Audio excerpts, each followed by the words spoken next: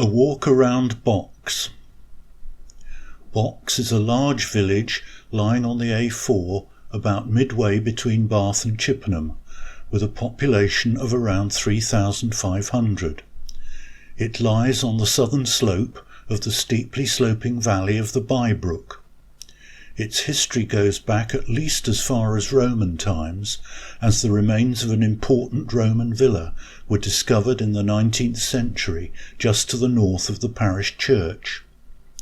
It is famous as the location of Brunel's Box Tunnel, the longest in the world when first built, and for its building stone, a variety of Bath stone, of which many of its interesting and high-quality historic buildings are constructed. The information about the buildings comes from the Parish Council Information Board in the village pound, Pevsner's Buildings of Wiltshire, the Box People and Places website, the Box Heritage Trail leaflet, the Wiltshire Community History website, and entries from the list of listed buildings.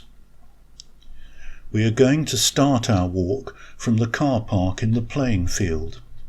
The first thing we encounter is the Box Rock Circus, an installation constructed in 2012 described as a magical circle of rocks, fossils and minerals, tracing the evolution of the geology of the British Isles.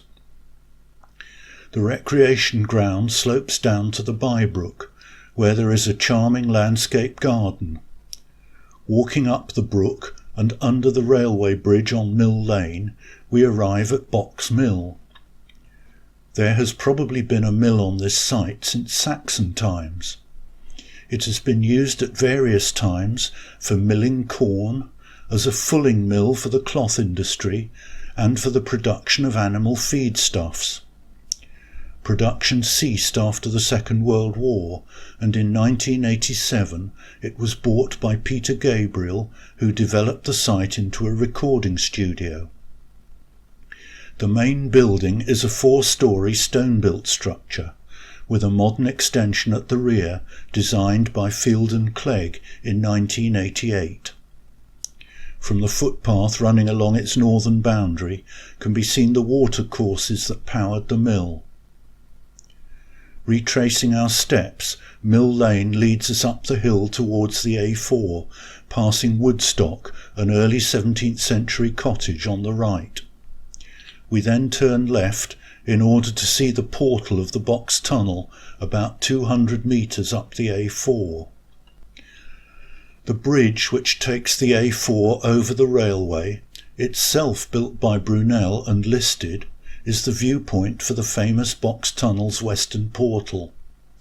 This is constructed in an ornate classical style and is Grade 2 star listed. The tunnel is 3,212 yards in length and was opened in 1841. Its construction brought hundreds of workers to the village and led to the discovery of extensive beds of fine stone.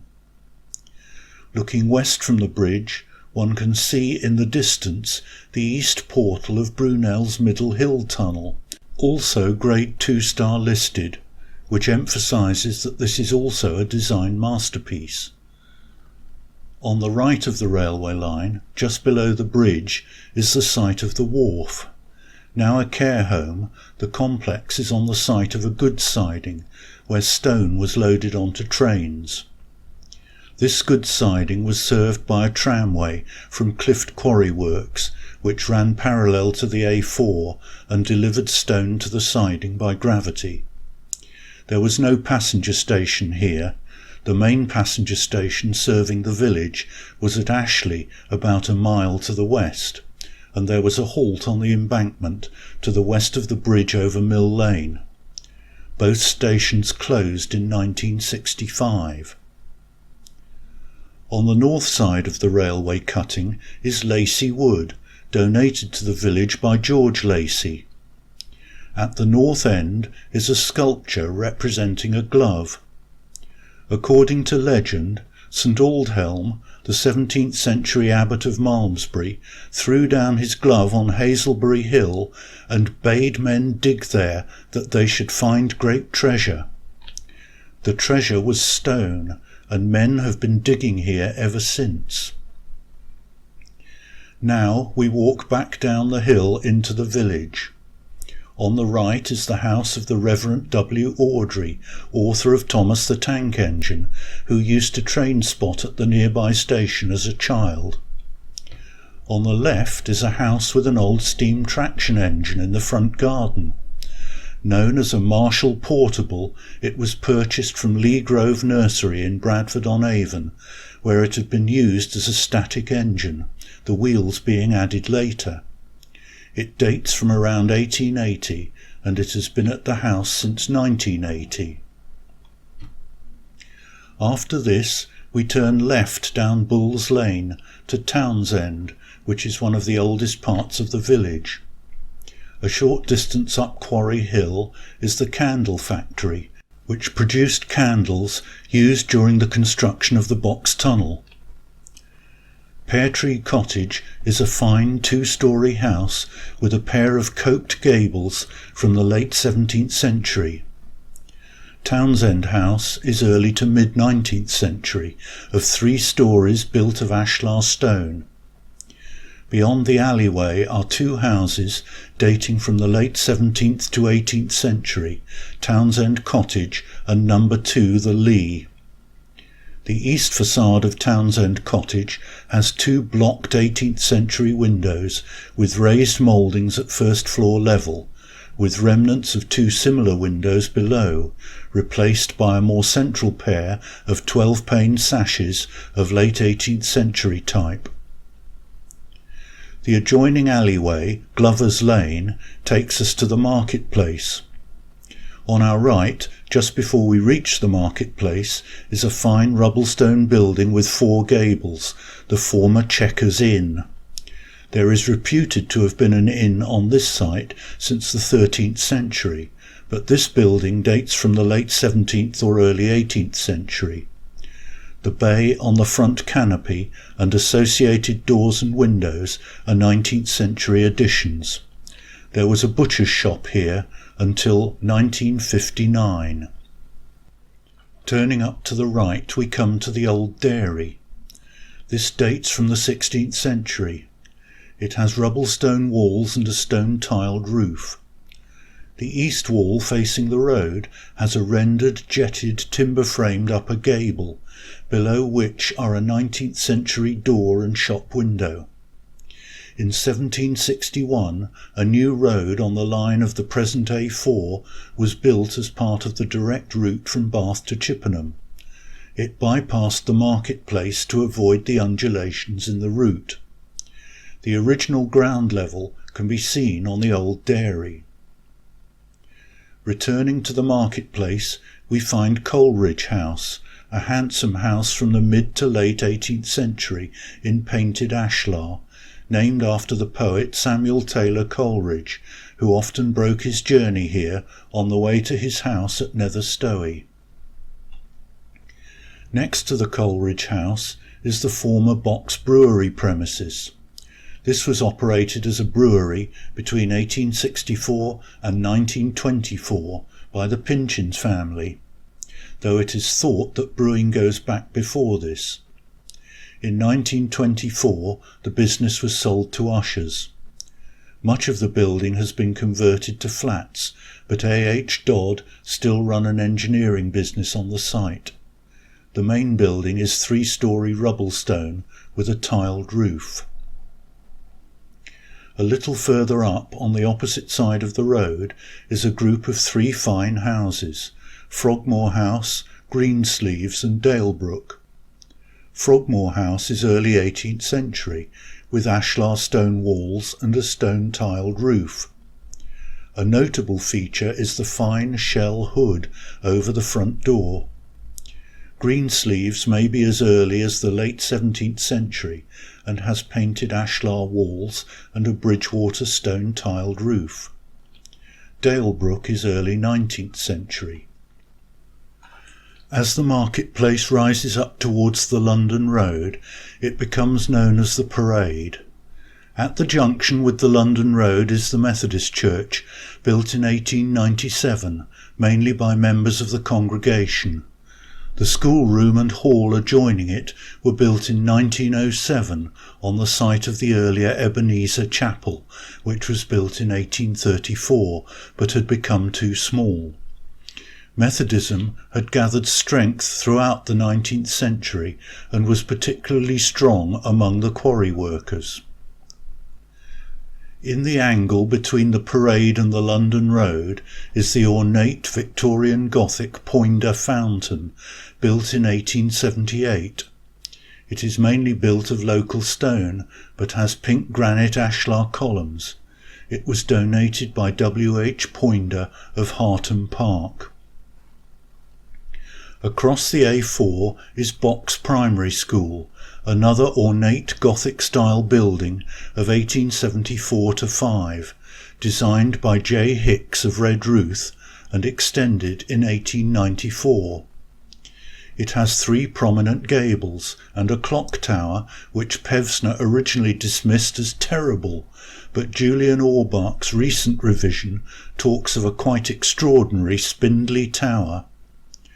Note the separate entrances for boys and girls and infants. At the right-hand end is the schoolhouse. The school is still in use with a new extension at the rear. The Manor is a handsome 3-storey house marked on the Allen map of 1630. It was rebuilt by Hugh Speke in about 1609 to signify his takeover of the Manor of Box. It adjoined open fields when first built. It is of ashlar stone with stone-tiled roof. Inside are Tudor arched fireplaces and a fine oak spiral stair. Adjoining it to the west is the Manor Barn, also 17th century, with rubble-stone walls and a stone-tiled roof. It is now converted to residential use. In front of the barn on the street frontage is the Pound. This is a place where stray animals were taken and held by the lord of the manor at a cost which could be 4d. a day, sort of like an early equivalent of wheel clamping. Bell View, which encloses the west side of the Pound, is also thought to be 17th century. The Queen's Head pub is also shown on Allen's map of 1630, though the present building is thought to date from the early 18th century, with a late 18th century extension to the west. An old cellar door has a date of 1709. However, there is speculation that it was not initially a pub and only became one when the new London to Bristol Road was opened in 1761, when it became ideally placed to become a coaching inn. Notable features include a central Roman Doric projecting porch with an oval panel in a carved laurel frame above. The stables were across the road and have now been converted to residential. The other side of the pub car park is the Blind House, one of 12 in Wiltshire, used for detaining people disturbing the peace.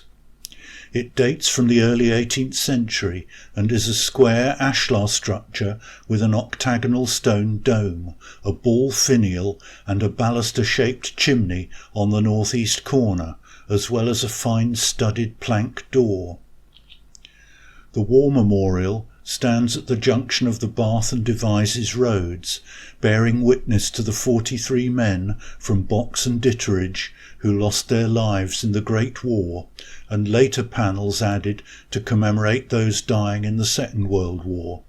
It was unveiled in 1920. The Bengal Bear, now an Indian restaurant, was considered to be Box's premier coaching inn. Although the present structure dates from the early 19th century, there are records of a pub going back to the 17th century, and it was therefore regarded as the village's oldest pub. It was ideally placed as a staging post between Bath and Melksham, and was the first inn encountered by travellers from Bath. It was referred to as a hotel after the London to Bristol Road was built in 1761.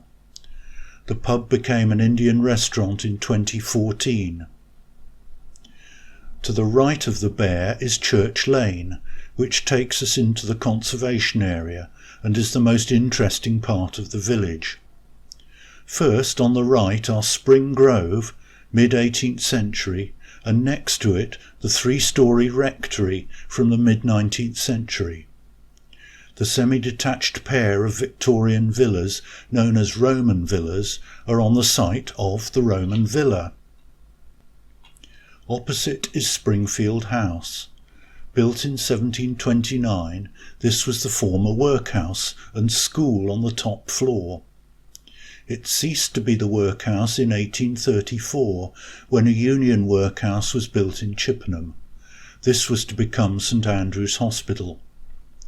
Springfields has an imposing three-storey rubble-stone frontage of 6 bays with 4 gables.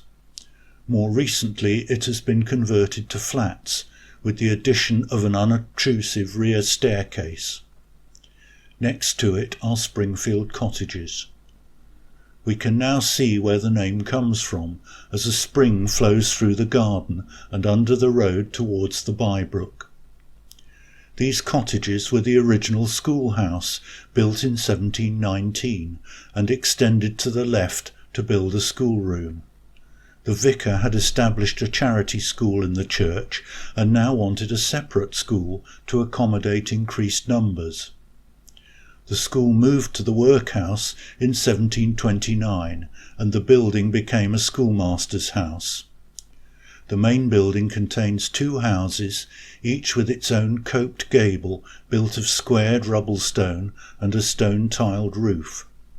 The spring cascades through the garden and through a culvert passing the wall of the churchyard on its way to the Bye Brook.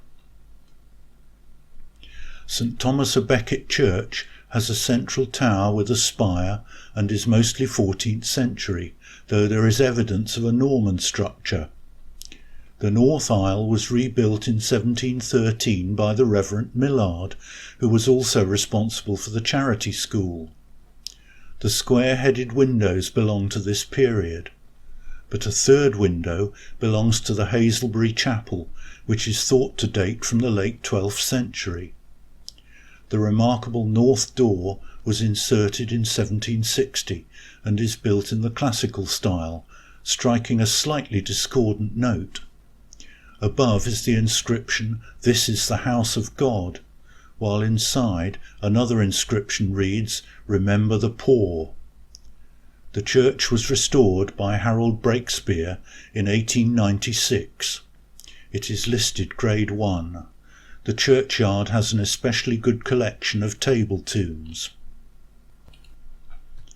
Opposite the church is the Wilderness, one of the most interesting properties in Box.